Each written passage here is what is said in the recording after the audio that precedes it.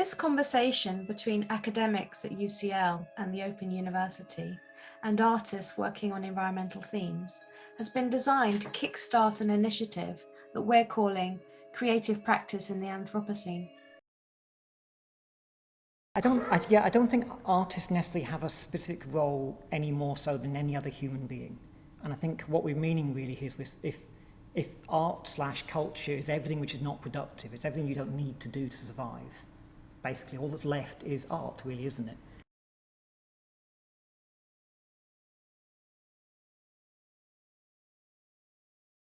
The obvious one for me, I think, is the thing about raising awareness and engaging people. It's got to be about engagement. In a sense, I'm more interested in the different question, which is arts as a mechanism for adaptation, for understanding the inevitability of what's happening and trying to come to terms with it. And maybe only now are we at the point where you can reach a bigger audience. About the term Anthropocene, it does present the world with challenges that require so many different multifaceted approaches working across disciplines.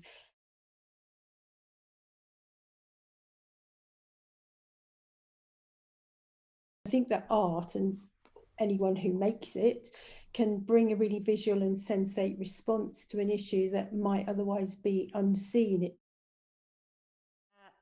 For me, it has to do with simply with a political stance, or to be willing to put the practice in what I think we have to rediscuss what is the political. Is it a small p, and in which way? But for me, it's not l'art pour l'art. It's not art as a sort of parfum for a very elitarian society. This is what this says to me, this title, and I feel inclined to it. I have this question that is, what are the creative practices in the Anthropocene? But that's my reading of this. That's how I read it.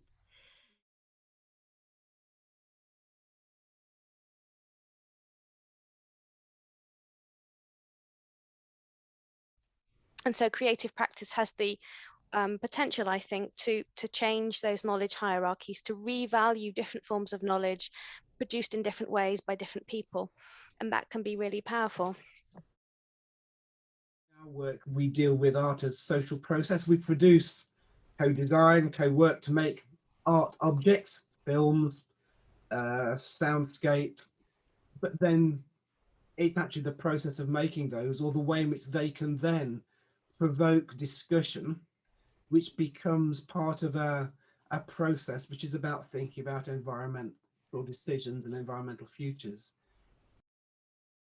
Well, first of all, no one quite knows what an artist is.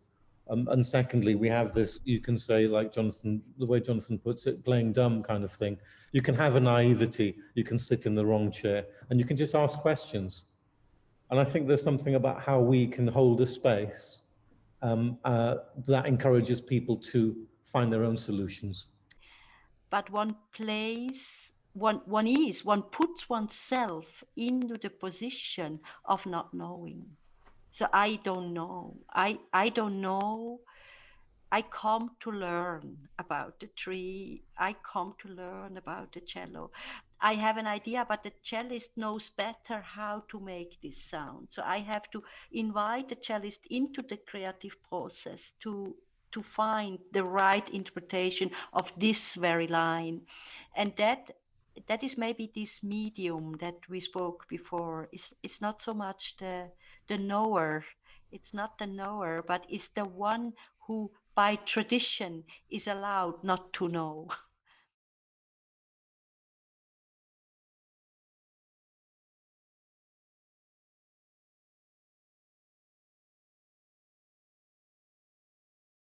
I would say that there's language is something that I think comes through really importantly, in that finding some way that you can share those ideas, because often within a discipline there can be very specific language that has its own inherent meaning within that discipline. And so on a very sort of pragmatic note, actually exploring what everybody's language means, and finding the language that can be common amongst everyone involved is really, really important, because otherwise it can lead you down a lot of rabbit holes, which may be productive but may well not be productive. But certainly I think that if there is a common aim and everybody is sort of signed up and committed and determined towards that aim, then one would hope that things can be worked through in a way that moves to that aim rather than to individual characteristics or goals.